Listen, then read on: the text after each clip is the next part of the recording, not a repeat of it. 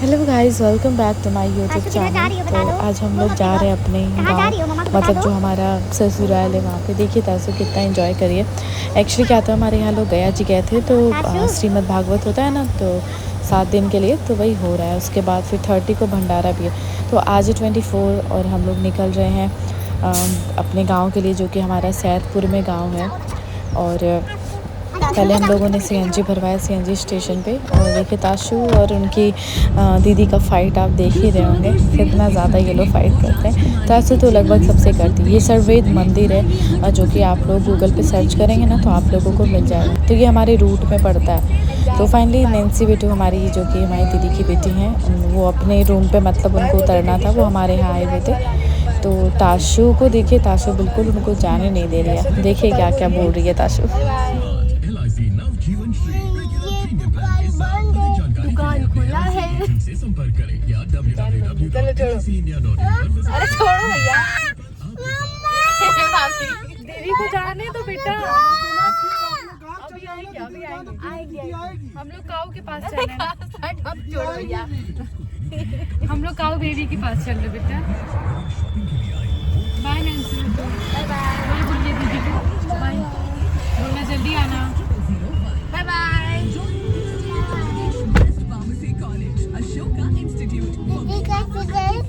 चली जाएंगी, चली जाएंगी। वॉक करते करते, वॉक करते करते। फिर उनके जाने के बाद हम लोग लगभग 20 मिनट्स में, मतलब हमारे घर से डिस्टेंस जो लगा होगा वो 1 आवर लगा होगा, हम लोग सैदपुर पहुंच गए।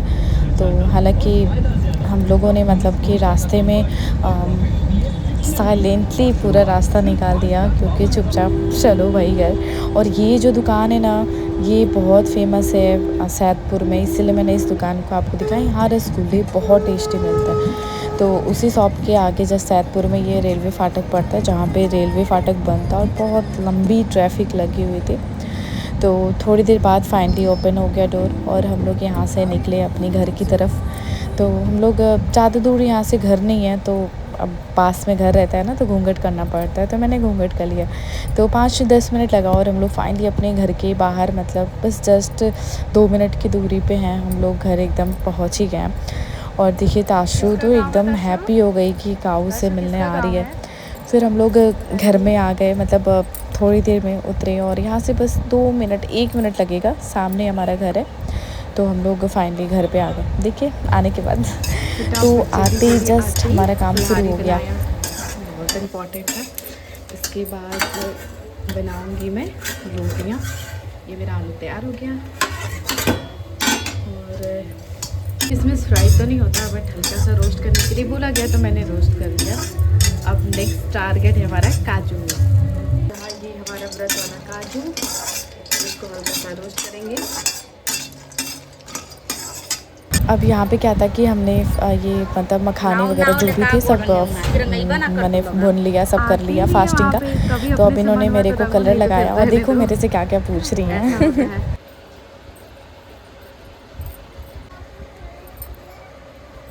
बहुत लोग बिस्तर में लगल हो, डर से ना लगवावे ना। नहीं, ऐसा नहीं है।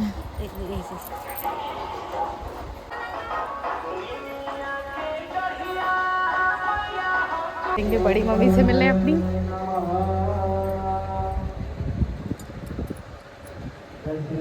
क्या कर रही हैं? बड़ी मम्मी की तबीयत सही नहीं रहती ना। क्या कर रही हैं? तबीयत तो ठीक है? क्या हुआ? हाँ, कुछ चोट लग गया है, वही बता रही हैं। कितना ज़्यादा चोट लगा है, बाप रे। और सब ठीक है ना? अब रहेंगे इतना दिन? हाँ,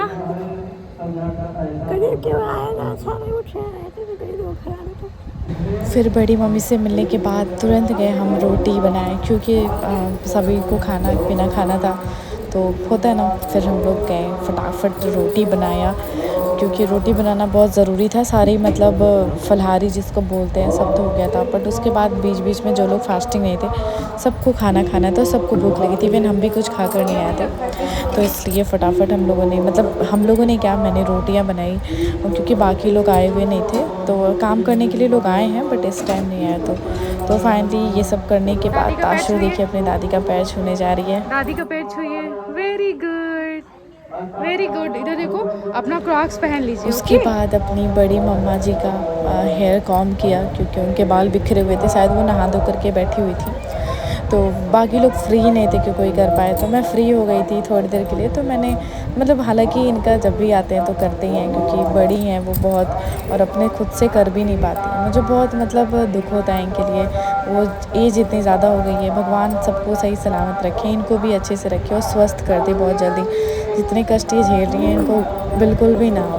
तो इनका सब करने के बाद फिर हम लोगों को पूजा में भी जाना था।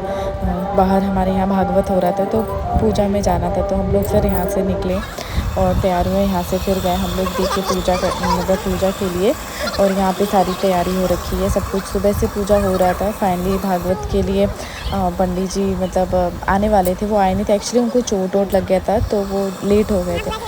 तो देखिए उनका मंच रेडी है बट वो आए नहीं है। तो कथा जो थी वो काफ़ी देर से शुरू हुई, और ताशु को देखिए बाकायदे आराम से लेट कर फ़ोन देख रही है, और यहाँ पे कथा शुरू हो गया है और हम सभी लोग बैठे हुए हैं कथा सुनने के लिए। तो फिर उसके बाद क्या होता है कि ताशु को नींद नहीं आने लगती है। ताशु मेरे पास फटाक से उठ कर आती हैं, और थोड़ी देर बाद मैं इनको लेकर चली जाती हूँ दूध के लिए, और ये सो जाती हैं मैडम।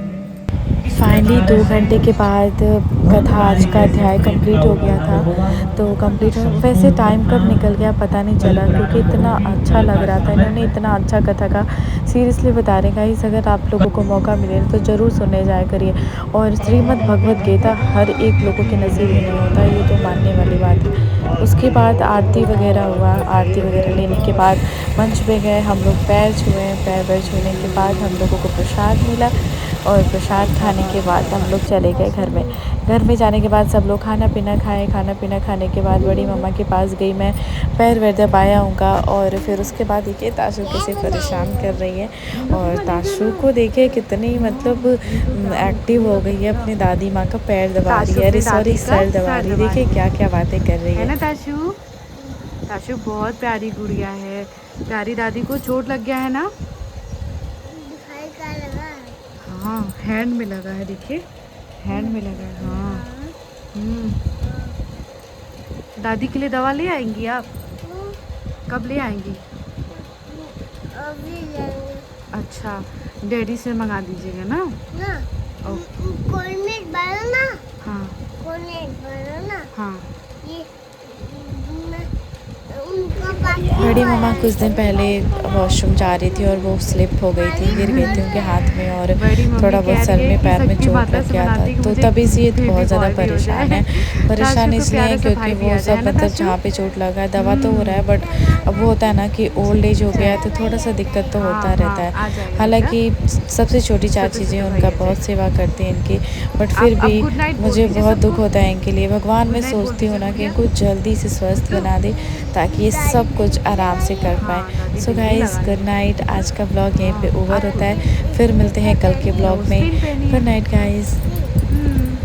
ताशु, ताशु, आप सबको गुड नाइट बोलो फटाफट, बोलिए गुड नाइट। Good night. जय श्री राम, हर हर महादेव। Good night.